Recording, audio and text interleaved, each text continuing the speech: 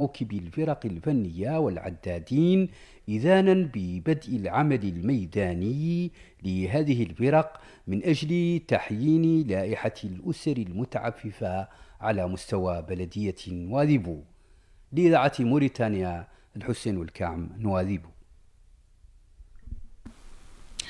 أشرف والي أدرال المساعد. اهلا وسهلا بكم بحلقه جديده من برنامجكم وطننا. mbokk yi ñu ngi leen di nuyu di leen ziar di leen jaajëfalaat bu baax a baax ci seen émission watanuna. bandiraɓe min calmini mon kala to mbawɗo wonde oɗo émission wiyete ko watanuna mare mo hasunka ke émission atogoni watanuna. Amis auditeurs, bonsoir. Cette émission Watanuna avec son nouveau numéro. Après l'indicatif, nous irons directement dans le vif sujet. أنا موريتانية وأفتخر. أنا موريتانية وأفتخر. إني موريتاني وأفتخر. إني موريتاني وأفتخر. إني موريتاني وأفتخر. وجماني واجبين. وطني واجب. سماريو سمواريو. ليدم فدم. موريتاني وطننا. عاشت موريتان في الأمن والأمان. وحدة موريتاني. أنا موريتانية وأفتخر. موريتاني قبل على الدوام. سنحمي حماكي من كل عدوان. موريتاني أرض أنا الكرم. موريتانية وأفتخر. أرض الوطن. أرض الأخلاق والقيم.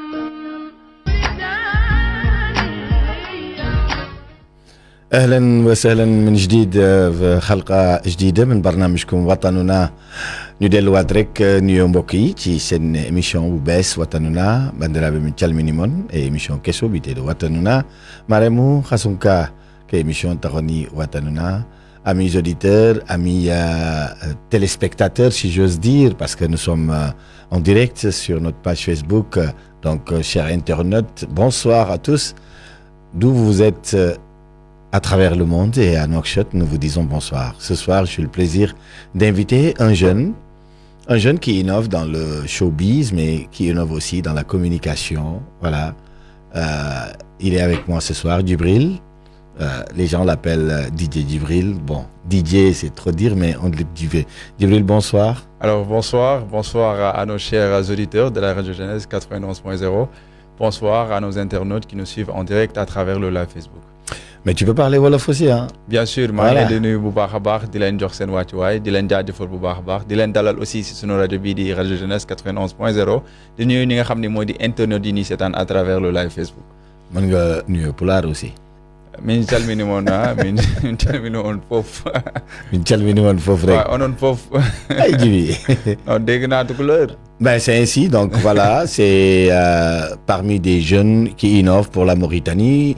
Vous savez, depuis un certain temps, nous avons pris l'entrepreneuriat des jeunes qui entreprennent, donc pourquoi pas ne pas l'inviter lui aussi à son tour, étant donné que c'est un communicateur et c'est un animateur, un présentateur aussi, quoi, on peut dire, parce que vous faites le journal, vous parlez, vous voilà. Et vous organisez aussi des événements culturels à l'endroit de ces jeunes. Aujourd'hui, Djibi, parlons un peu, voilà. Qu'en pensez-vous de cette jeunesse mauritanienne? Bah, à mon avis, je vois une jeunesse saine, hein, une jeunesse qui est consciente, qui sait vraiment ce qu'il veut. D'ailleurs, c'est la base de ma communication. Et ma communauté aussi me connaissent à travers ce langage-là, qui est d'encourager la jeunesse à ce qu'ils puissent s'engager, à ce qu'ils puissent faire des choses telles qu'elles sont, car comme je l'ai dit, le président l'a dit lors de la campagne, et ce mandat, c'est le mandat de la jeunesse, donc cette jeunesse doit faire différence.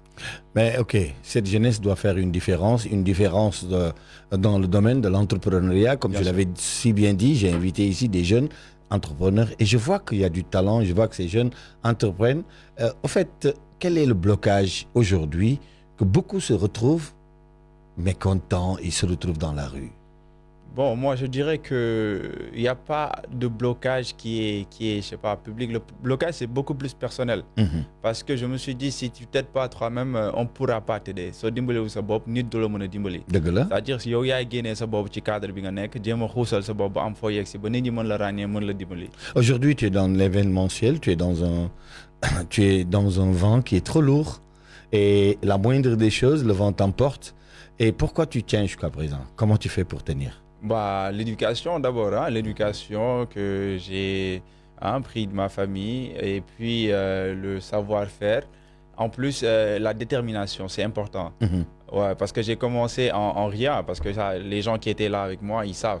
J'ai commencé avec zéro et j'ai cru en moi, j'ai cru à ce que je peux faire. Et alors, on en est là aujourd'hui. Mais t'as pas commencé à zéro parce que tu avais des études.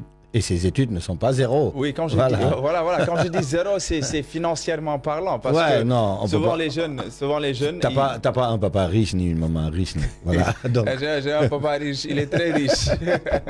Voilà, c'est ainsi, mesdames et messieurs, dans cette lancée. Voilà, DJ Paco, Djibril sur un plateau, c'est une première. Beaucoup de gens diront, c'est papa et fils, voilà, comme on dit. Mais c'est très normal, c'est le monde de la communication qui demande cela. C'est le langage des adultes. On va dans cette animation et puis voir, tout à fait au début, c'était le sérieux.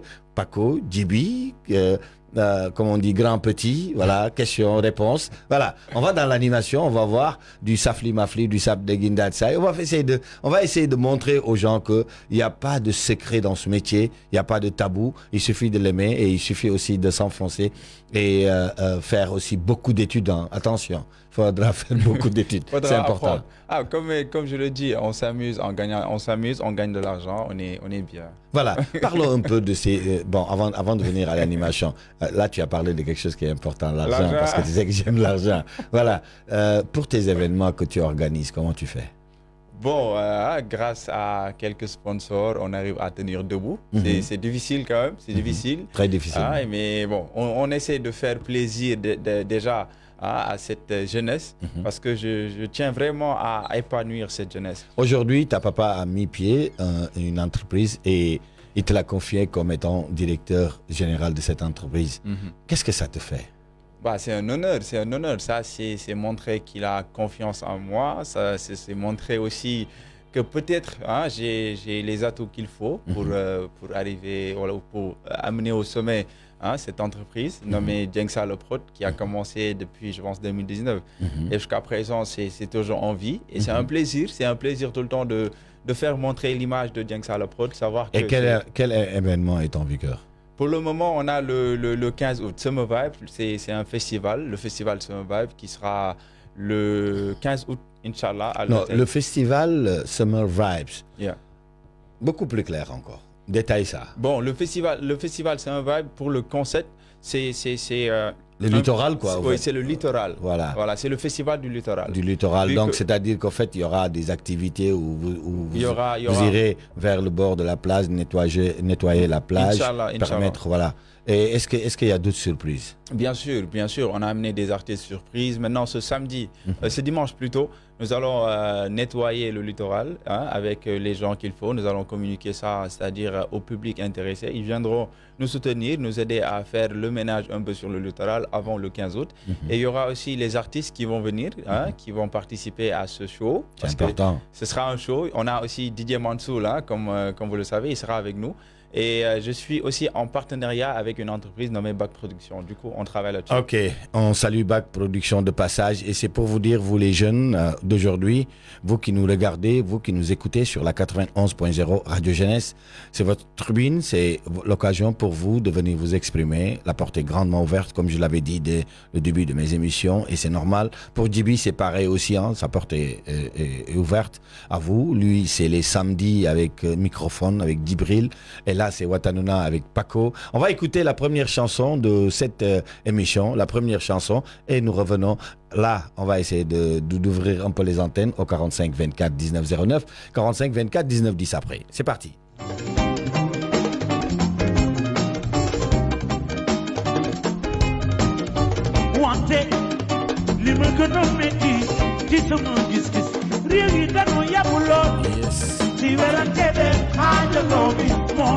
ndeysaan parce que képp ki ngi may jàpp noo ngi danga wala ci tiri déggal ñu def seen képp laayam gàtt nekk ba si képp jàmm ki di nekk si gàtt wala ma ne ne aywa Radio Jeunesse 91.0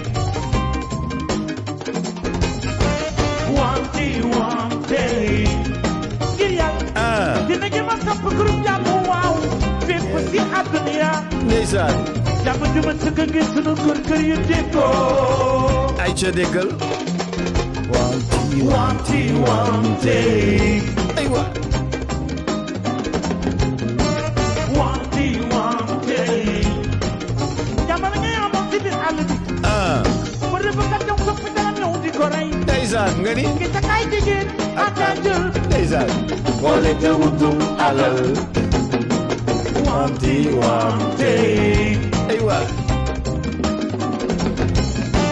ay ca 45 24 19 09 45 24 19 10 da leen di permettre ngeen mën a wax ak ñun ci antenne bi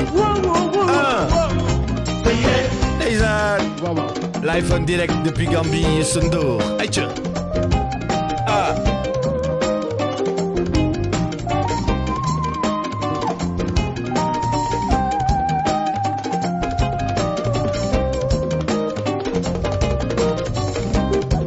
acca ibil ko micro ñu foo déggal acca ji bi demal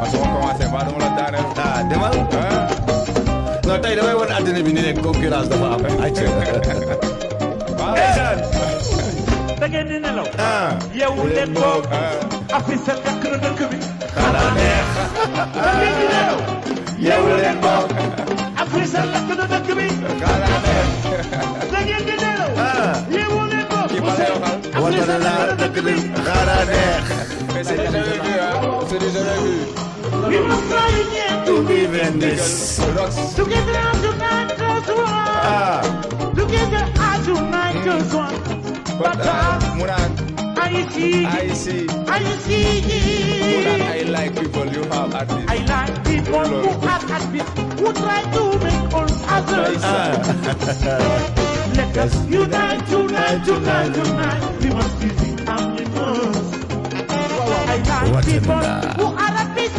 who try to make all others Radio Jeunesse 91.0 unite we must be the animals ayca wanti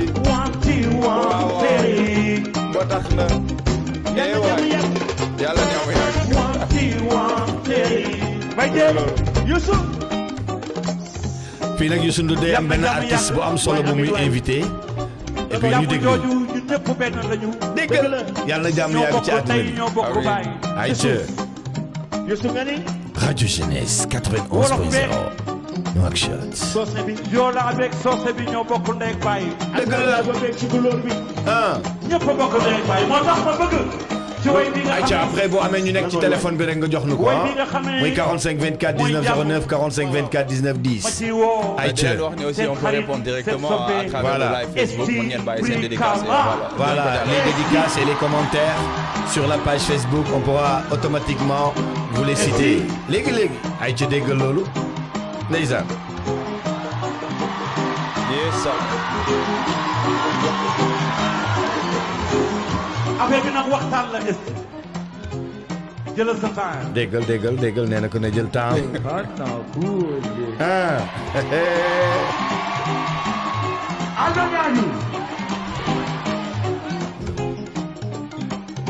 kii mooy ñëw wàcc leen ñoom ñëpp déggal ndeysaan kii mooy rappeur bi gën a taxaw ci gàmm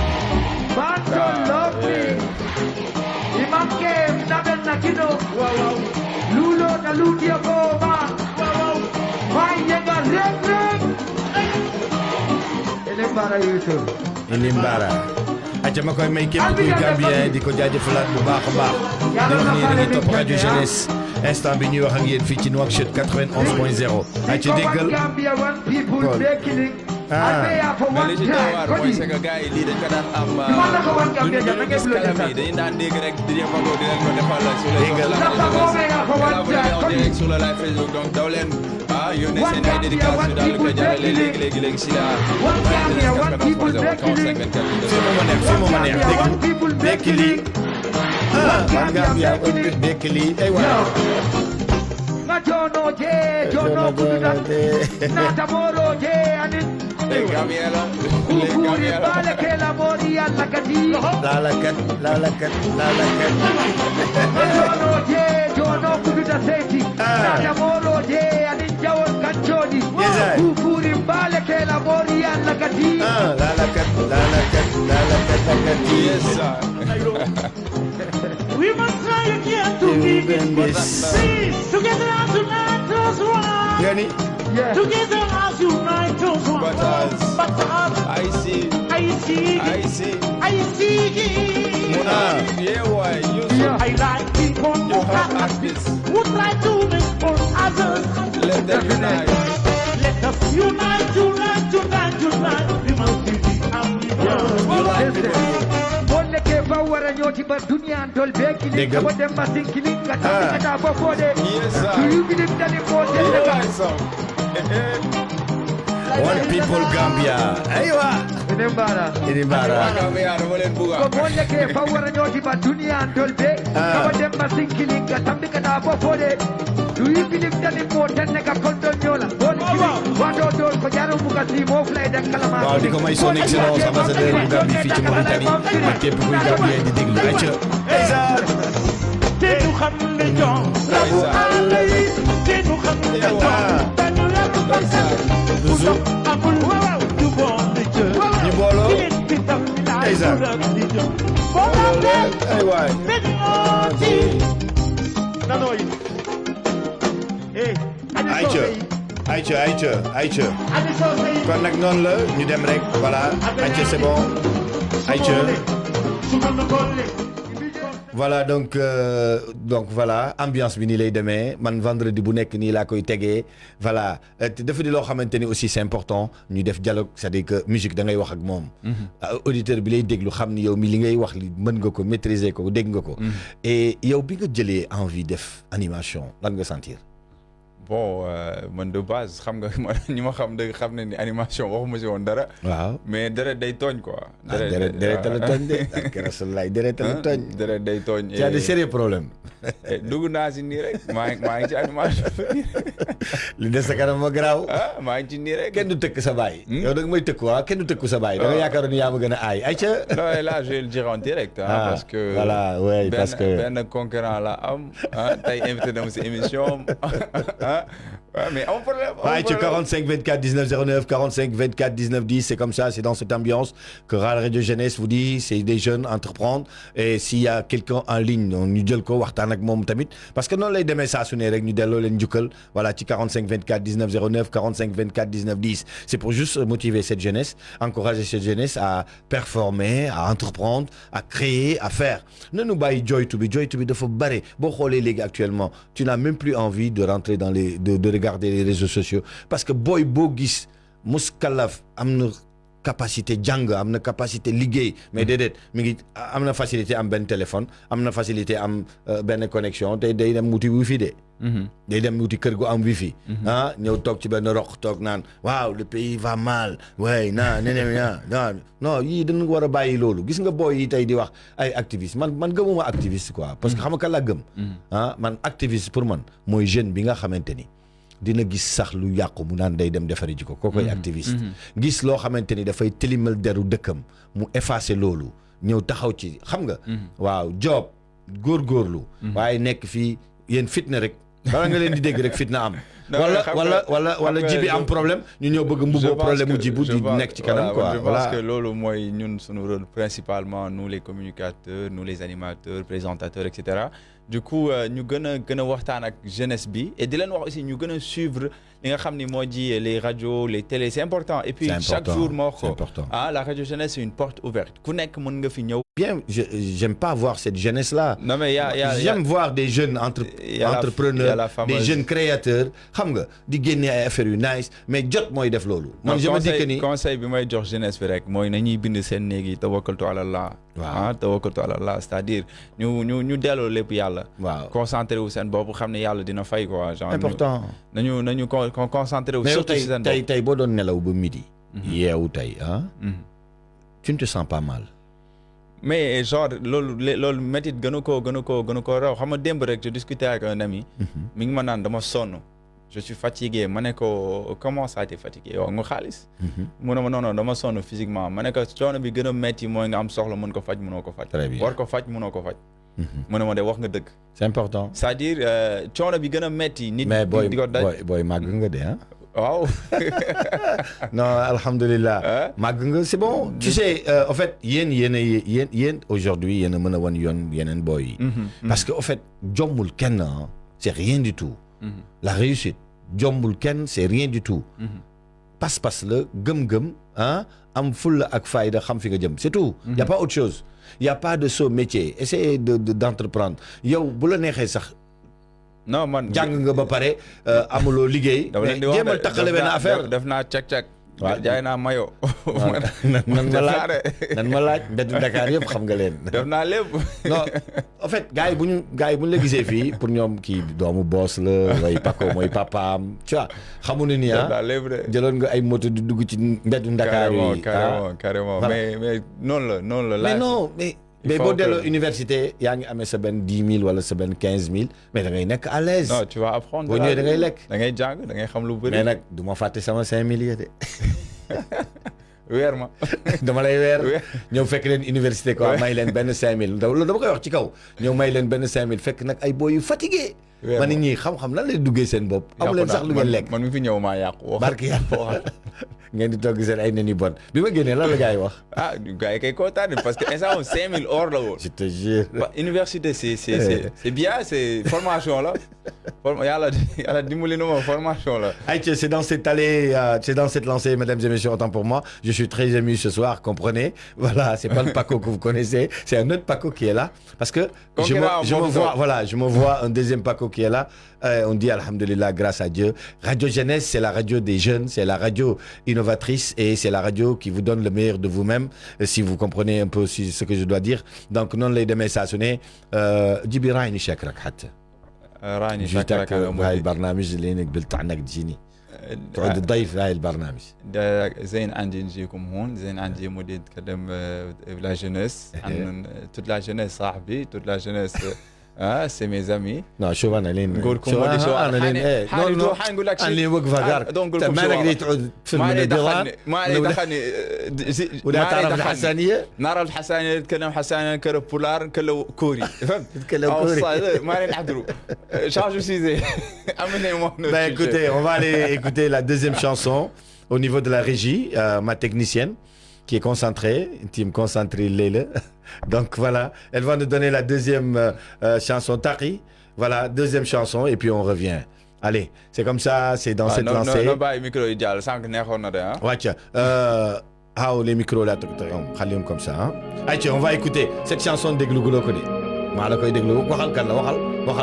Waxal déjà waxal non yow booy yow en tant qu'animateur le concurrent de Paco xamuloo bii la Beauty et autres un projet à 25 millions d'euros financé par man son yi brut laa koy déglu brut waaw xaaral mu ñëw man dama lay may est-ce que tu sais du figuré t'es une bombe atomique je dis pas où ça se figurer t'as mis des hommes à terre.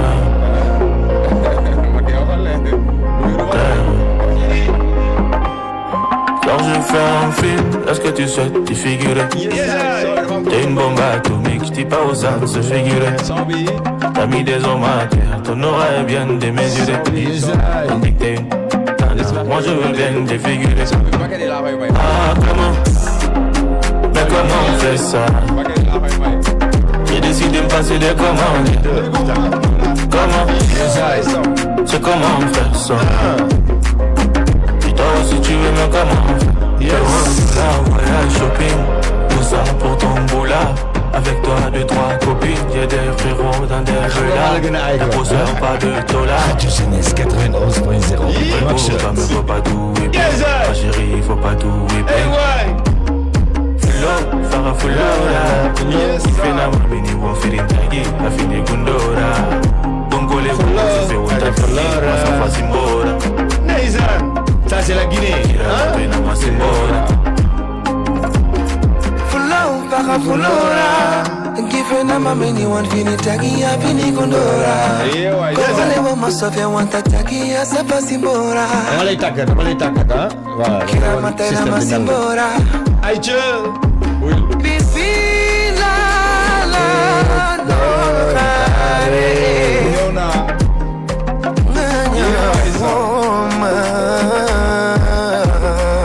Watanuna sur la 91.0. Radio Jeunesse.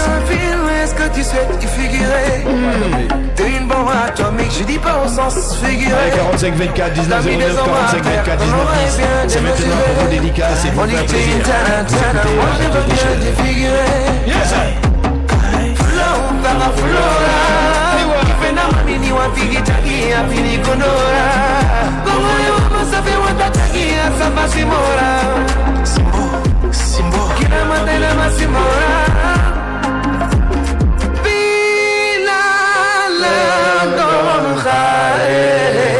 Tu vas quand même aller DJ MD Mouls. Voilà. Ça tosse, hein. MD Mouls, ma koy jaajëfal. Et puis je lui dis beaucoup de courage, mon frère. Gars yi ñoo ko bëggoon dugal ci affaire. Voilà. Mais ñam na. Merci beaucoup. Donc c'est comme ça. Voilà. Et puis voilà, c'est pour ça. Parce que man j'ai appris beaucoup de choses à travers Kaw Mouls bi par exemple. Xam nga. Ben vidéo bu ndaw mu def ko. Et puis def ko sans arrière-pensée. Xamul woon danger li nekk. Moo tax ma ne gis nga parfois aussi jàng les lois de ton pays c'est important. dëgg la jàng li ñuy tere ak li ñuy parce que gis nga le fait d'utiliser les réseaux sociaux c'est pas interdit. Mais dafa am nañ ko piège la quoi en fait. Il y a beaucoup de pièges là-dedans. Il y a des limites quoi. Il y a des limites quand même hein. Surtout nag on ne touche pas à la. Non mais xam nga la sûreté nationale. Jum moom jumte. Voilà mais je pense que ni jëlee na ci leçon bu mag. jumte moom jombul kenn jëlee na ci leçon bu mag mais aussi ñun sant nañu yàlla bi nga xamante ni ay kilifa lañu. On l'a bien encadré tegaat nañ ko ci yoon. xamal nañ ko aussi ni ko xam nga. Et merci à vous merci à vous parce que c'est normal. MD Mouls kii la c'est national. Non MD Mouls c'est MD Mouls national. C'est national voilà. Tout le monde l'aime machallah. gars yi dañ ko xamul rek mais je te jure potentiel bu graaw moo nekk ci moom. Man personnellement c'est un homme avec un très grand cœur et que je respecte beaucoup. C'est-à-dire que en fait moom si nga sensibilisation yi muy def sax il le fait avec cœur. Parce que comme li ma la wax boo gisee loola metti ah. yow da nga koy faj mais faj ko ci anam boo xamante ni ah xoolal kenn du la jéppi. mooy dëgg. man gis naa ñuy tuur ndox ma ñëw taxaw jël sama téléphone filmer mbedd bi ni lii ñaaw na xam nga c'est pas du civisme. kon bu leen tuur ndox. essayez de changer un peu. bu ko defee ñi koy seetaan dana tombé ki tuuroon ndox bi dina seetaan vidéo bi. laa dina ni man de def naa toj mais lii daf mel ni sunu buntu kër la de mais c'est comme ça. Donc ainsi de suite voilà. Il faut apprendre ses erreurs il faut xam nga jéem a se relancer xam ni àdduna moo demee noonu. waaw mais Djiby tey dama bëgg rek animation quoi tey moom ay waxtaan. non yow man li ma la jot a may ni bëri na de. non man xam nga lan la non man yow da ngay toog fii di ma gaaral man gis naa la ngay toog di def microphone naan waaw maa mën animation. ayca on va écouter l'autre chanson on revient encore tout à l'heure en attendant sur le 45 24 19 09 45 24 19 10 bu dee am na ñu nekk ci téléphone bi. après ñu jël waaw déglul bi Djibril la ndeysaan. lii moom yaa sa bopp nga ko may. yeesaay. ndeysaan. mu naan. Balago. yeewa. Sigil. waaw ca may naa la ko demal. Balago war nga mën a daal. déggal fii. Taki waaw jëlal ma Djiby kese. Voilà allez ayca mu naan yeesaay jinax su gisee ba ñaaw xamal ni mooy tortuur de boo gisee ba ñaaw xamal ni moo tax nee na su dee amutoon waaye màgget di mere yàlla waay saw màgget di mere yàlla nee na ndax gudd fan ba naaf bañu lay weer si naaj. bañu lay weer si naaj. ragalatoo dee mos. ragalatoo dee. yee waay saw. am na ma wax. lu ma wax. mën na wax jot na. am na ma loo wax maar. mën na wax jot na. wuy lu wax béykat yi. béykat yi gëm na yàlla. Radio Jeunesse. ba jël gërëm suuf. ndeysaan. waay booy dem la romba. nga ne du waay nga ne du waay saw. waay la defes. waay romba. dégg loolu.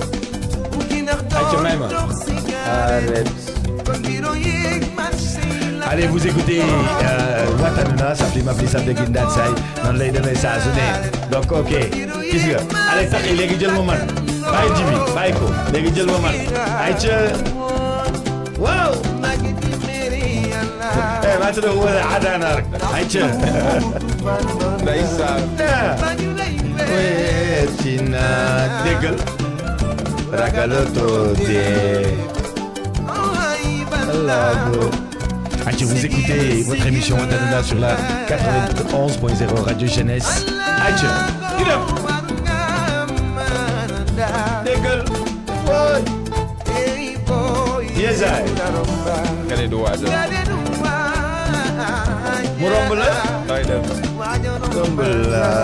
Yes, I. wuy loolu. Ngoné man. Radio Jeunesse. Ngoné mu salaam. 91.0 Nouakchott. yokkul Ngoné. eh waay. fii la woy bi ne. Radio Jeunesse 91.0 Nouakchott. Aïe 45 24 19 09 45 24 19 10. Aywa. Neyza.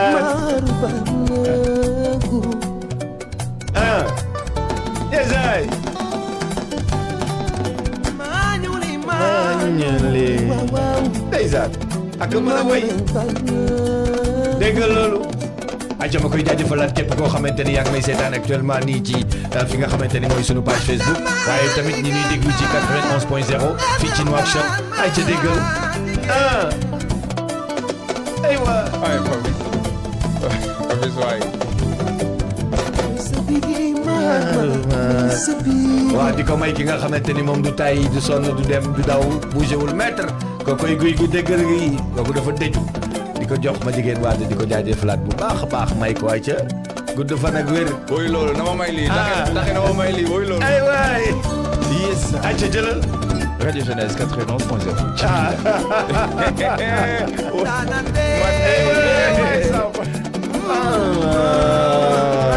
waxkat bi. waykat bi. ay waay. ndax may ma plan large. ndeysaan. waxkat bi. waxkat bi. ndax jël ma plan large waaw plan large. mais xala taxee la gën a dox. ki mooy meilleur réalisateur. naanaan bi daan waxal. naanaan bi. naanaan bi. ndeysaan. man naa ci leen ba ñun lépp ci ay détails ay grossesse la ñu ko mënoon ku nekk bàyyi. fii la ay ca laf cat rek ndeysaan. ay waay. naanaan bi daan waxal naanaan. yee waay saw. dama lay ji battere ma nag. battere ma. ndeysaan. naanaan bi. waaw déggal. waay saw. ay waay. waaw ay ca 91.0 la ñu wax fii ci Nouakchott Radio Jeunesse acca ci 45 24 19 09 45 24 19 10 acca duñ leen di jël ci kanam tuuti ñu wax ak yéen waaw mais gis nga noonu la c'est beau ah gis nga looy def nee naa leen looy def lu nekk na nga ko njatt bul bàyyi mu njatt la da nga koy mën doon ci grossiste bu ci doon détaillant voilà nee naa leen nag mais man gars yi ñeme bokk ak non ragal naa leen de man ne ragal naa leen de gars yi nañu waaj gis nga lu tax may def nii dama leen di wan ni rek ni leen Paco màgg na waaye may leen seen bopp jàmm ngeen toog ki koy jéem ak ki ko mën duñu benn mais laf cat booy maa ngi lay ñaanal la waaw en tout cas góorgóorlu bu baax ci bàyyi ñëw ci doom sa liggéey da nga koy bëgg xoolal man 100 ans moo demoon ba am 100 ans ci kàttanu yàlla bu ma toogee def li ma mën da nga koy bëgg def ko mu mën gëm ko dooleel te gëm bi yëpp mooy wanal àdduna bi ni yow Mauritanie nga bokk tiitarool sa réew yàlla wan la na yàlla nee na képp ku tiitaroo réew ma wan la sama bopp xubbul watan min al iman aka jàng parce que boo ko bëggee da ngay jaamu yàlla aka jàng yàllaa ko wax yàlla nee na bëggal sa réew dafa bokk ci nga jaamu ma kon ñun bëgg nañ suñu réew fuñ dem moom la ñuy tiitaroo barki Dembo Ndiaye maa ngi defoon benn tournée bu ndaw fu ma taxaw sant yàlla Paco Mauritanie gars yi xoolaat ma bon yow yaay DJ Paco man leen maa ngi nii de man modeste gaa ngi nii waaw wax yërte ak bañ wax yërte ci bopp yam maa ngi nii daal et puis je pense que ni c'est comme ça cette radio aussi c'est votre radio ñoo ko démarré woon en 2002 je me rappelle voilà ñu ko doon def nii muy saf-sap tey ba 2025 nga gane si sant yàlla l'histoire retiendra parce que après 25 ans voilà non après 23 ans après 23 ans gone gi màgg ñëw rek bëgg bëtti caaye maag rajo bi tolloo yaag rajo bi yéen tolloo yéen a maase mais c'est un plaisir content rek c'est comme ça man tey je suis très ému comme on dit parce que ku nekk li ngay ñaan yàlla dem ba li ngay def sa doom mën ko di ko def xam nga wane ko aussi voilà ñun on n'est pas tellement mais nag maa ngi jaajëfal suma grand bu baax actuellement nii xam naa ni bu ibbee page Facebook am day bég DJ Prince maa ngi koy jaajëfal moom aussi xam nga waaw mais moom même chose la def mais beneen anam la ko defee sama papa la waaw gis nga kooku sama papa la de voilà c'est mon père donc di jaajëfal Mohamed aussi son fils di jaajëfal képp koo xamante ni yaa ngi déglu mais sans oublier aussi tes pères qui m'ont épaulé aussi qui m'ont toujours cru bëgg ma muy DJ Boubs koy jaajëfal du passage Pape Cheikh Diallo tu vois tous ces gars là xam nga DJ Kolos voilà tu vois c'est des gars qui sont formidables et qui ont toujours cru en moi et qui m'ont toujours dit que ni maa leen mën man xam nga seen modestie boobu moo may metti quoi daay non boo yow boo waxee ñun doot nu wax donc c'est ça voilà mais en plus aussi j'en profite pour gërëm bu baax a baax le public mauritanien parce que ñoom ma épaulé ba tey àddina bi yëpp di ma dégg mais may remercier aussi infiniment un frère à moi daf ma jox cër ba cër bi ëpp muy Monza dama koy jaajëfalaat bu baax kan l'imam Monza dama koy ñaanal gudd fan ak wér booy li nga mënoon daaw yàlla na nga mën lu ko ëpp li nga mën ren yàlla na nga mën lu ëpp loolu daaw moom la xol bu nice la xolu jamaa la yor même avec les coups bas il tient donc te xoolal coups bas et puis dafa def lu garaaw loolu j'ai le témoigner ici parce que dama ñëw di ko présenter projet bi mu ne ma fils kaay ma jox la ay caméra jox la ay genre tout ce que tu as besoin. non mais il est comme ça c'est-à-dire c'est loolu nit mënu ko amul valeur. nee naa doo mën a xam doomu aadama parce que depuis plus de 30 ans wala 40 ans ñu ngi dund mais nit il faut nga tukki ak moom pour nga xam ko. ci suma voyage ak moom laa ko xam mais de passage aussi may nuyu bu baax a baax Awadi ak Dégati. voilà Awadi c'est un monument quoi. Awadi suppu ndaanaan. waaw suppu ndaanaan la et puis effectivement suppu ndaanaan la. monument la dama koy jaajëfal di jaajëfal aussi. Abdou voilà di jaajëfal voilà Abdou Fall bi nga xamante ni moom moo créé Festa 2H. moom mi ngi ci côté Wakam di def lu nice nag. municipalité Wakam bi yëpp maa ngi leen di nuyu suma gaayin boobu muy Abdou Fall Ba. voilà moom c'est Abdou Fall Ba kooku dafa bokk ci ñun quoi dafa di kenn ci asalaamaaleykum kenn ci Monza et puis. monument culturel la xam nga entrepreneur culturel la tu vois et c'est un homme de culture au sens du mot je te dis c'est un homme de culture moom day dund culture même ci mbedd bi di dox et puis boo ko gisee c'est un cas simple dundul ci ay affaire voyez-moi ay affaire non et pourtant monument la gis nga monument de la naissance boobu moom moo ko gën nekk monument non un gars qui est très cool que j'ai eu l'occasion de côtoyer mais nag maa ngi koy jaajëfalaat bu baax di nuyu képp koo xamante ni aussi yaa ngi seetaan émission bi di la wax ni rek c'est de père en fils et puis c'est normal ñun moom dañuy def lu kenn deful voilà lii si àdduna bi boo koy calculer c'est une première donc je tenais à le faire et aujourd'hui l'histoire retiendra tey le 7. gars yi ci football lañ ko daan gis ak basket. voilà mais tey le 7. waaw 7 août la. et c'est dans une semaine. ñu door Summer Vibes. le 15 août. festival mais may jaajëfal aussi ton père bu baax a baax Makhtar Diawara. parce que moom dafa mës a gëm ni. il m'a toujours épaulé sunu doom bi voilà sunu doom bi day dem. c'est-à-dire il m'a soutenu. au moment où personne ne croyait en moi. Ouais. Il était là. Il m'a dit, vas-y. Vas-y, gamal sa bopp. Non, sérieusement.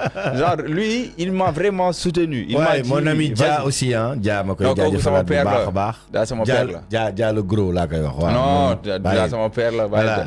Ainsi, Hamidou, un frère à moi aussi, du jeune frère ci Monza, boy bu bare respect. Boy bu bare valeur, di ko jaajëfalaat bu baax. Mais di jaajëfal encore képp koo xamante ni aujourd'hui yaa ngi toog di seetaan Paco ak Djibi xam nga. émission bi aussi manqué may sama mbokku animateur yi. Voilà mu doon loo xam c'est émouvant di leen ko jaajëfalaat bu baax c'est un milieu qui commence à ternir xam nga di daw mais parce que gars yi gëmuñu lu ñuy def début bi li ñu ciy dugg mooy bon Paco mi ngi def animation dama koy def léegi après damay concurrent Paco xam nga. loolu boo ko defee rek da ngay daanu boo duggee ci benn affaire pour fayantu wala nga dugg ci pour jéem a ternir image yu keneen wala yàq na la wóor ni doo dem. gëmal sa boobu rek gëm sa liggéey surtout defal li ngay def génn ci à chaque fois fii plateau bi bari nañu fi jaar am na ay boo yoo xam tàggat naa leen ñu jaar fii ñëw taxaw fii di def seen émission di ma gaarawaaleel ndeysaan man leen mais àdduna la fii noonu la mais bon non réew mi moo doy waar Mauritanie dafa di réew bu doy waar góorgóorlu voilà et au fait ci ñun la waaw fii aigri bi dafa bare soxorante bi dafa bare iñaan je le disais ci émission na gars yi góorgóorlu bu baax a baax rafet xol yi fóot xol yi parce que naa leen waxal benn affaire waaw li la ci mën a génnee tey Paco bi ngeen di dégg yëpp parce que dafa rafet xol kese du leneen siiw succès bi ma am ak li ma taxawal ak lépp parce que je n'ai rien contre qui que ce soit. alhamdulilah parce que man je me dis que ni ñeew ma kuy noyyi képp koo xam da ngay dee ñeew ma la. parce que su ma la ñeewee maa perte. yow da ngay dee. dëgg la yow donc ci nit mënoo dara. te je pense que valeur yooyu laa def ci yéen. doo xool mukk lu doomu aadama am xoolal li nga am te loo bëgg am da nga koy am ah. incha allah waaw woy ba néeg bu climatisé da nga koy am lan la ma dem jëndi ko limousine bu ma neexee dawal ko. alors waaw man sa baay maa ngi dawal moto ba léegi. ma ne du ma dawal moto. kooku sa affaire la man maa ngi dawal moto ba léegi. sama concept la. xoolal sama concept la ñaanal leen ma range bi may xaar ñëw waaye. non na ñëw day ñëw ak jàmm. ñaanal leen ma sama range bi day ñëw ak jàmm donc voilà c'est dans cette lancée mesdames et messieurs pour dire que ce soir vous êtes en direct sur la 91.0 Radio Jeunesse vous êtes en direct aussi sur notre page Facebook pour les internautes. Et pour vous dire c'est de père en fils c'est comme ça voilà lenge yi nag mais nag attention joxe guma lenge yi de voilà mais c'est pour vous dire que tout simplement lépp loo xamante ni sa baay mi ngi koy def nga gis ni yow mën nga ko def demal nga def ko sa baay da la ciy dooleel parce que bu fekkee ni moom référence la ci yow daf la ciy dooleel. et moi je t'encourage dans ça yow xam nga loolu. merci donc dara te xoolal daa fi raw da ngay dem ci kaw voilà. Inch'Allah. Écoute ñu dem dégluwaat beneen chanson ah et puis on revient tout à l'heure pour dire tout simplement que tey ce soir moom vendredi maa la rek mais samedi maa mais ngi l'édition préparé. spéciale là. Voilà on y va. acca déggal ambiance laa lay indil de lii dama la koy bàyyi lii fu xale la ah. ci loolee Samba Diarra waa ci loolee yes ah parce que yéen a ngi ci jàmm ci loolee ne déggal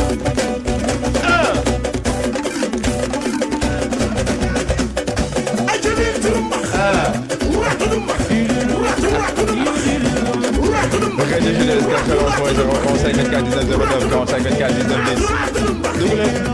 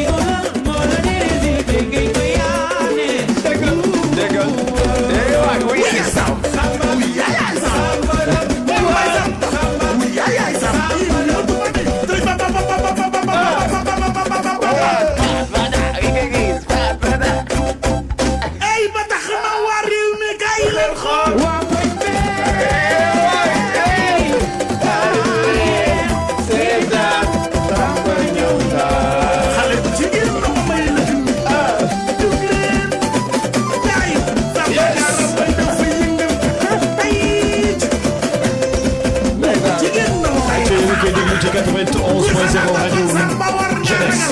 ayca 45 24 19 09 45 24 19 10.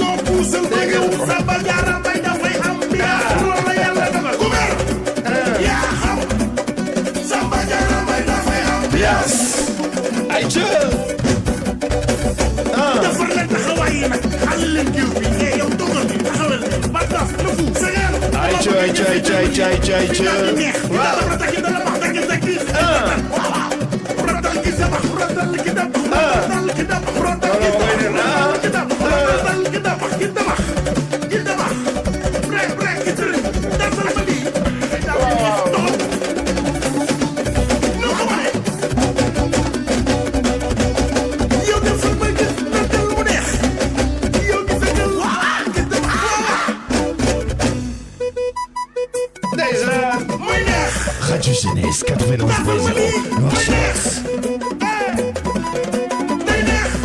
Vous écoutez Radio Jeunesse 91.0 Noirchers. Watamwa. Yes, c'est une way. Dinana. Yewa. Kooku mooy Serigne Ndiaye. Bu demee na fay neex. Rakku Samba Diarra Mbaye bu demee na fay neex. Ndeysaan. Allez, 21h passées de 32 minutes. Vous nous écoutez sur la 91.0 Radio Jeunesse depuis Nouakchott. DJ Paco. Yes. C'est qu'il voit laisser.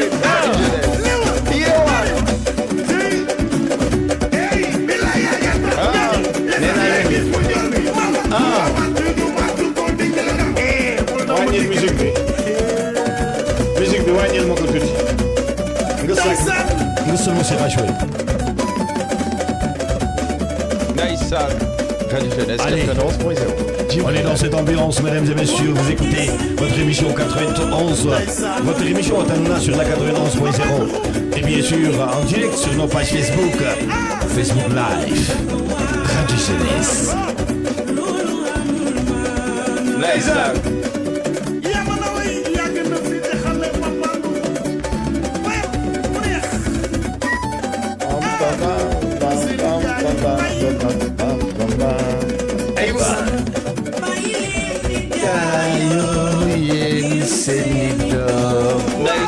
Alal du sey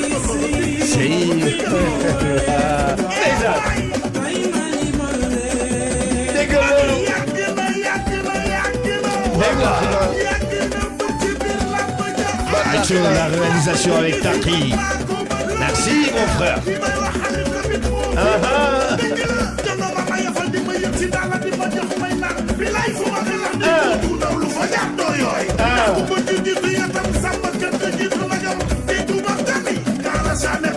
Tu as fait l'émission du siècle, hein? Yes,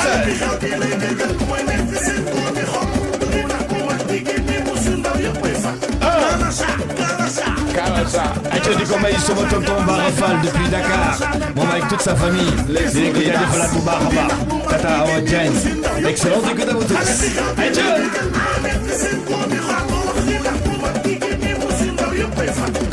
Tu dis comment il waa Rosso Mauritanie di leen jaajëfalaat bu baax.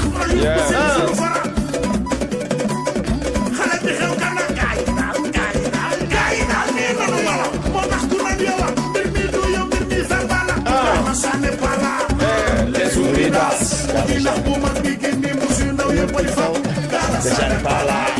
Les Ouridas.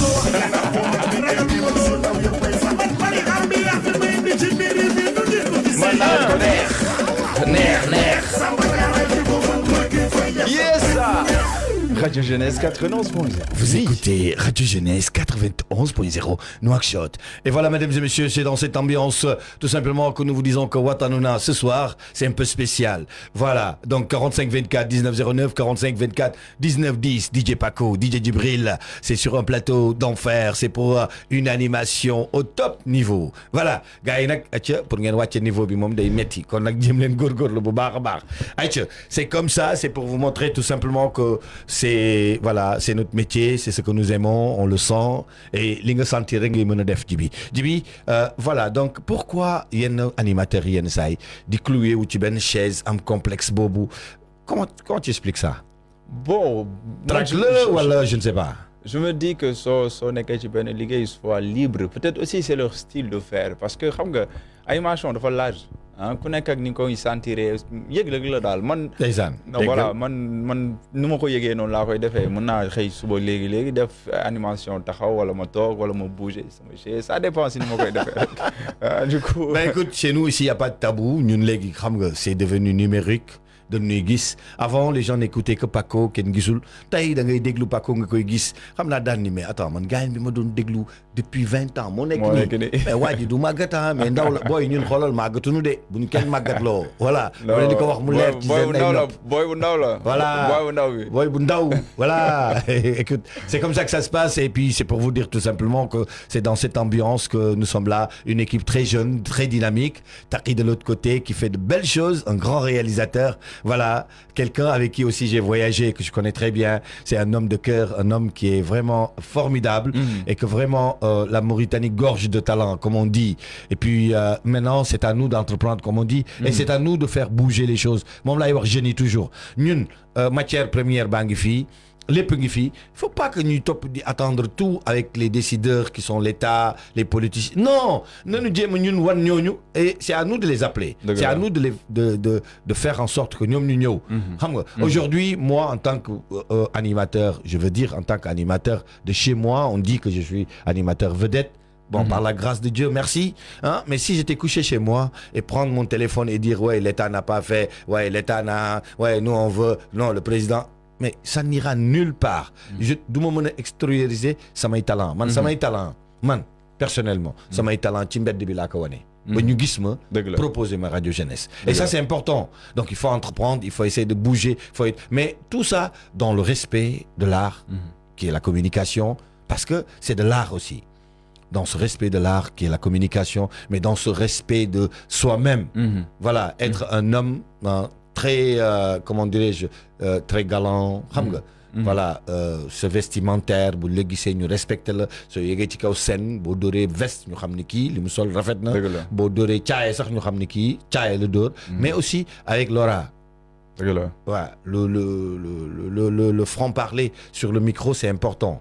Voilà. Aujourd'hui, da ngay déglu ay slogan quand je te dis par exemple, vous écoutez Radio Jeunesse 91.0, c'est différent ak su may wax ak yow nii. Mais loolu c'est des techniques d'animation, on les duñ koy jàng après. Voilà, yaa ma gën a xam. Voilà, yow tu as ton propre style. Paco a son propre style, Kenen a Kenen, il a son propre style. Mais parfois, mën nga sàcc aussi ci style u kenn ki su fekkee ni tu sens que ni li muy def nice na. Non mais métier bi amul secret quoi. Voilà, pas de secret. Sois à l'aise, amul coup. En tout cas, j'invite toute cette jeunesse là qui va être animateur. Il y aura des non mais am naa fi benn Ibrahima Zo. na ñëw. On va à partir de maintenant, je vais en parler avec la direction. On va faire des séances de formation. Moi, je suis prêt à former tout jeune qui veut être animateur, tout jeune qui veut entreprendre ce métier, tout jeune qui veut vraiment, voilà. Mais c'est dans le respect des arts, c'est dans le sérieux, c'est dans l'amour du métier, et c'est dans aussi ce qu'on appelle le bon citoyen, dans la citoyenneté, comprendre que ni si tu clashes ton pays pour d'autres, hein, tu deviens plus nul même que ce que toi tu disais. Voilà, et puis c'est ce que les gens ne comprennent pas. Aujourd'hui, moi je m'adresse à ces jeunes qui prennent leur téléphone, taxaw di saaga di wax affaire yooyu, mais ils sont très mal vus. Loolu gis nga vu yi ngeen di wax sur c'est parce que vous êtes mal vus, c'est pour cela. Non, ils sont très mal vus. Moi du ma leen cacher, du ma leen jey, dama leen di wax dëgg. Quand tu clashes ton pays, c'est parce que toi tu es mal vu. La personne ne peut avoir mieux. Ils n'ont qu'à sortir leur chambre là. C'est néeg yu ñu dëkk yi. Non, c'est néeg yu ñu dëkk yi lu tax duñ ko filmer ni sama néeg dafa salté. Non, parce que ñu ngi rus loolu. Kon nag rusal di ternir l'image de ton pays. C'est ce que je dis. C'est ce que je dis. La personne n'a que son pays. Ce pays que nous avons qui est la Mauritanie, moi je peux dire que c'est le meilleur des pays au monde. Voilà. Yéen, peut-être que ce qui me fait mal, c'est qu'on ne sort que le côté négatif du pays. Mais allez-y dans d'autres pays, vous allez voir pire que la Mauritanie, mais ceux qui sont là-bas sont très fiers d'être ceux qui sont. Donc, voilà, les linges sales se lavent en famille. En famille, bien sûr. Il n'est pas dit qu'on ne doit pas dire qu'il y a des problèmes. Voilà, il n'est pas dit qu'on va dire je vais jusqu'à 10 heures. Mon frère, voilà. Donc il n'est pas dit que carrément que voilà, tu n'as pas le droit de critiquer. Si, on a le droit de critiquer, ça fait partie de la liberté d'expression. Lolo, c'est normal, mais critique dans le bon sens. Voilà. Moi aujourd'hui, quand on dit non, Paco il est dans le système. Qu'est-ce que vous appelez système? Aimer son pays. Si c'est pour aimer son pays, je suis dans le système. Si c'est pour défendre la Mauritanie, je suis dans le système. Si c'est pour ne pas qu'on salit l'image de la Mauritanie, si, je suis dans le système. Si c'est pour que les jeunes n'aillent pas se tuer dans la mer ou ailleurs, hein, pour sauvegarder leur vie, si, je suis dans le système. Je dis non à tous ceux qui veulent ternir l'image de ce pays et je serai devant eux. Ah, je serai leur cauchemar jusqu'au dernier jour de leur vie. Donc, le porte-parole, c'est le porte-parole non, de la jeunesse de la République. Je le dis aujourd'hui, tout celui qui voudra ternir l'image de... Que tu sois en Mauritanie, ailleurs, sachez que peut-être que mais nous, on a la possibilité de venir vous trouver là où vous êtes. Voilà, si c'est parler, on peut parler. Parce que nag au fait ñàkk jom weesuwul nga nekk ci sa réew liggéey fi ba loo demee bitim réew nga nekk bitim réew di xas sa réew non loolu ñàkk jom la tuddee. Moi je me dis que ni voilà et puis naa leen waxal benn affaire état du moroomu kenn yéen li ngeen di wax kenn yëngalu leen sax gis nañ ko tout récemment au Sénégal. Oui, les gens beau à parler da ngay beau wax mais xoolal ñi gérer ñu ngi gérer parce que ñoom ñoo xam nag li ñu yenu seen kaw ay bopp. dëgg la ku ci toogoon tey nekk président daa xam lan mooy réew. En tout cas, ku ci nekkoon ministre daa xam pression boobu daa xam lan mooy réew. Donc arrêtez de grâce ngeen di salir seen image yu réew. di leen wane lu baax ci seen réew di leen wax lu baax ci seen réew. gis nga ñu leen gën a yéesle ñu leen gën a bonle rek ñoo fi nekk te du ngeen leen dégg su ngeen taxawoon seen kanam léegi di xas seen ay réew nga gis leen ñoom ñu jóg taxaw. Voilà man bala ma ciy dee rek ñu naan non ñun circonstance moo tax ñu ñëw fii mais le cœur est là-bas on a bëgg bon enfin cœur la. non mais genre mooy li nga wax léegi rek. Personne ne vous interdit de parler, genre vous avez cette liberté d'expression. Mais il y a des règles, il y a des normes. Mais c'est-à-dire parler correctement et consciemment, oui. Hein, toute chose, mais bon, tout de même, c'est des erreurs, jeunesse, mais essayez à éviter, ils n'ont qu'à éviter cela. Et puis, je lance un appel à toute cette jeunesse-là, utiliser ses téléphones. Sachez qu'aujourd'hui, il y a une loi. Une loi qui interdit et qui est une loi qui a été votée aussi, hein, franchement. Intellectuel, tu n'as plus le droit de faire une vidéo sur Djibi, hein, Voilà, il a le plein droit de porter plainte et quand il porte plainte contre toi, la justice met sa main sur toi et puis carrément. On utilise le téléphone, tu le barres. Voilà. Mais vous avez tellement de choses à faire avec ces téléphones. Aujourd'hui, le téléphone devient une entreprise. Ouais, avec ton téléphone, tu peux faire des créations. Voilà, tu peux créer, la preuve en écho, le commerce actuellement se fait au téléphone. Les ventes en ligne, ça c'est au téléphone. C'est une entreprise. Donc, de grâce. Et puis, vous achetez votre crédit. Hein? Vous essayez de ternir votre image vous-même. Moi, je me dis que le mal du Mauritanien, c'est le Mauritanien. Le mal de la Mauritanie, c'est le Mauritanien lui-même. Non, mais certains, voilà. Parce qu'il y en a vraiment. Non, nous qui sommes patriotes, nous qui sommes Mauritaniens, qui aimons la Mauritanie, au monde, nous, on ternit l'image de la Mauritanie. Jamais de la vie. Mais il faut tu vas voir ce genre de trucs. Non, mais c'est normal. Mais c'est normal. Il y avait un mouvement qui avait beaucoup de Côte d'Ivoire, nous tous les virus. Ñu gën a raw ñoo nekk fi Mauritanie ay virus yoo xamante ni antivirus mënul ci ñoom dara. Non, je te jure.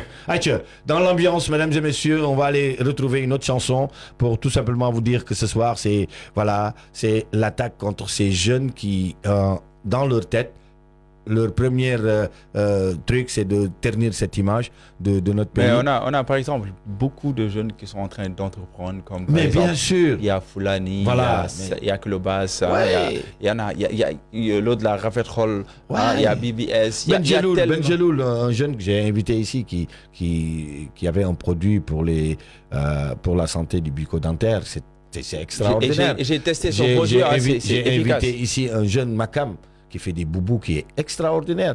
Abbas Family. Ça, Abbas avec les tableaux. Voilà. Et puis ils ont même créé. Voilà, ils ont même créé. Et j'attends d'autres créateurs. Demain ou après-demain, je suis là en train de réfléchir sur des jeunes qui font actuellement ce qu'on appelle des vidéastes. Les vidéastes. Voilà, les vidéastes de passage, je salue mon très cher ami, Dr Farl, qui a soutenu sa thèse. Il est maintenant docteur, en même temps vidéaste. Voilà. Du coup, je vais les inviter ici parce qu'ils ont des formations à faire. Ils vont former. Aujourd'hui, nous sommes dans un studio où tu ne vois pas. Parce que le monde a évolué. Et c'est la nouvelle technologie. Il n'y a pas un caméraman qui est là. C'est des caméras qui tournent eux-mêmes, très sensibles à travers tes gestes. La caméra te suit. Ouais. Merci encore une fois pour la direction générale d'avoir pensé à investir pour ce studio, pour cette jeunesse et pour nous montrer au monde entier que nous innovons aussi. Voilà, le temps passe vite. On écoute cette musique et on revient tout à l'heure. Les amis.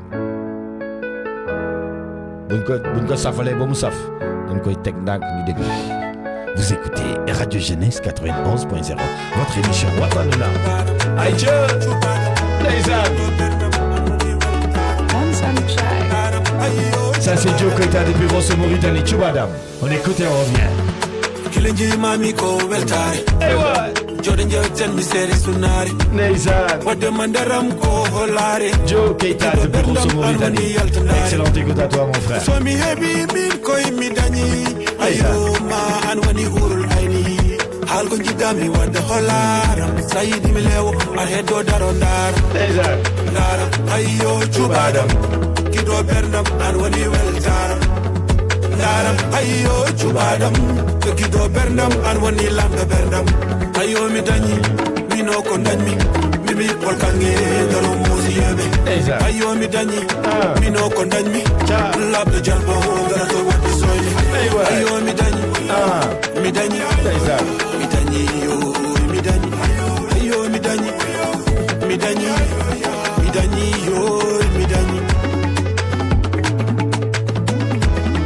Joe Keita dans sa nouvelle production Midani Chubadam. Aïe, ça c'est pour plaisir à mes amis qui sont de l'autre côté du Fouta.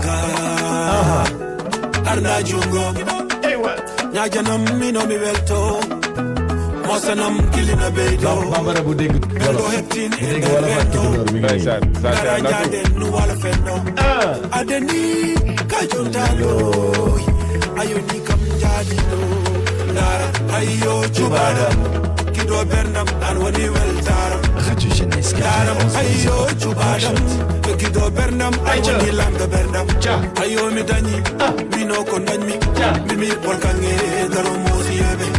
Ayo mi dani, mi no kondani, lab de jalbo dara to wodi soyni. Jo suba mai ne roso, suba ma de roso. Taki jo suba mai de roso. Rosa, ayo mi dani.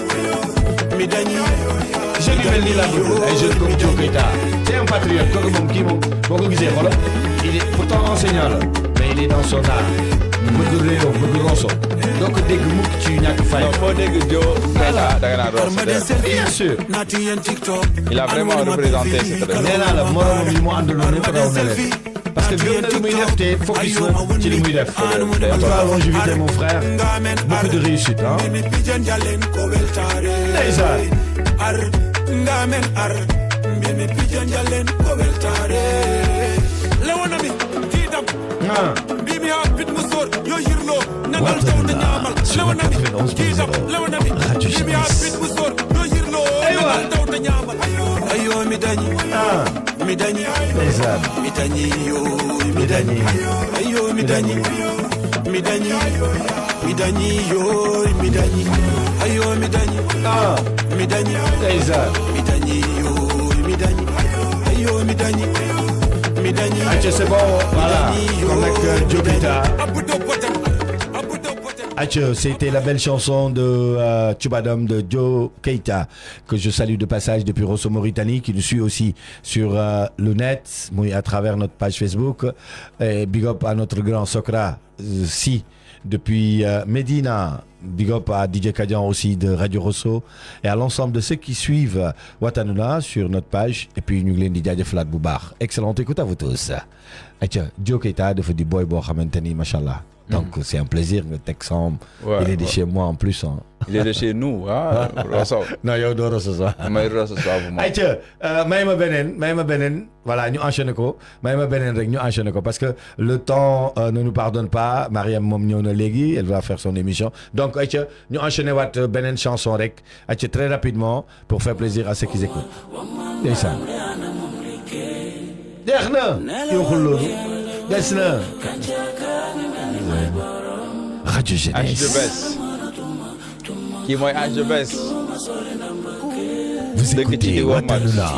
Jënd ak jaay di bay di ko dundee. C'est important la culture. L'agriculture lu am solo la. Non, bay rek.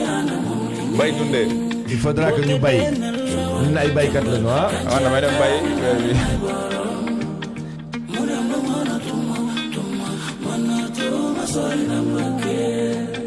Autosuffisance alimentaire la ñu wax de. Dafa am solo, dafa am solo. Ndeysaan.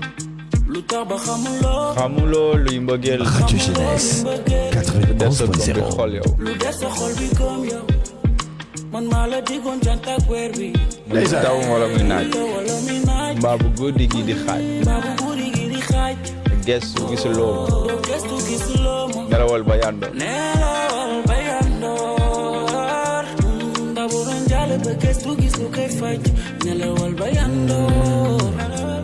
Ndeysaan. Vidéo bi yàlla la fi nekkal.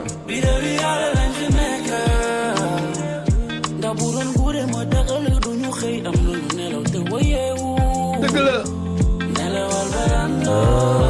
Ñu womat leen.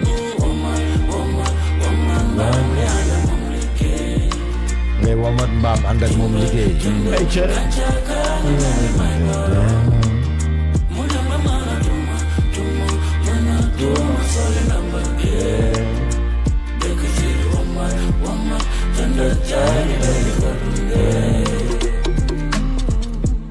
Maar. Gis nga ni ma def ci gaani xoolal ni coow li bare. Dëgg la. Am na ñu dem ci gaal yi. Am na ñu màgg dugg ci gaal yi. duñ fa am dara. xoolal ni nga ma lore. loolu rek lañ leen di def. bilaay. ndeysaan. ba léegi ma lay woo. ndeysaan. waaye rek lay def. Radio Jeunesse 91.0 Rockshot. di bay di ko dundee Excellente écoute à vous tous, excellente écoute à tous ceux qui nous écoutent depuis de l'autre côté des États-Unis, de la France, de Belgique, un peu partout à travers le monde. C'est Radio Jeunesse, ça c'est notre sister Diary depuis Montreuil, à France, avec Ibo qui est son mari. Toute la famille. Oui, ça.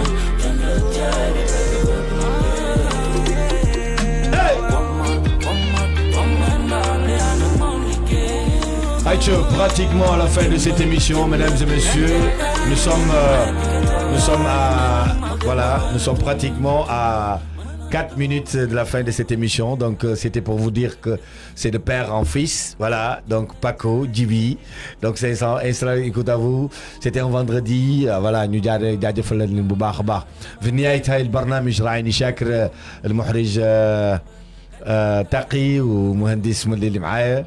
voilà شاكرينكم حتى وشاكر ضيف اليوم الصحفي و ومن طاولي comme on dit سليمان راوي يضحك شاكرينكم حتى دونك كنا ناقشين بموضوع عن الشباب مستقبل الشباب ووطن موريتاني قالي اللي عندنا لا موريتاني ونتفخروا بموريتاني ولا نقابلين حد يخسر اسم موريتاني ولا يخسر مستقبل موريتاني غدا ان شاء الله. Donc voilà, Djibi, c'était ça, et quant à moi je te dis big up et bon courage. Merci. Voilà, good fun et puis gëm sa bopp gën a góorgóorlu. Allez, amis auditeurs, amis internautes, amis téléspectateurs, à la prochaine inchallah. Let's go.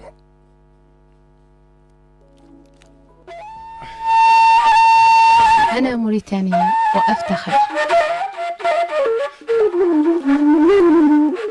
أنا موريتانية وأفتخر.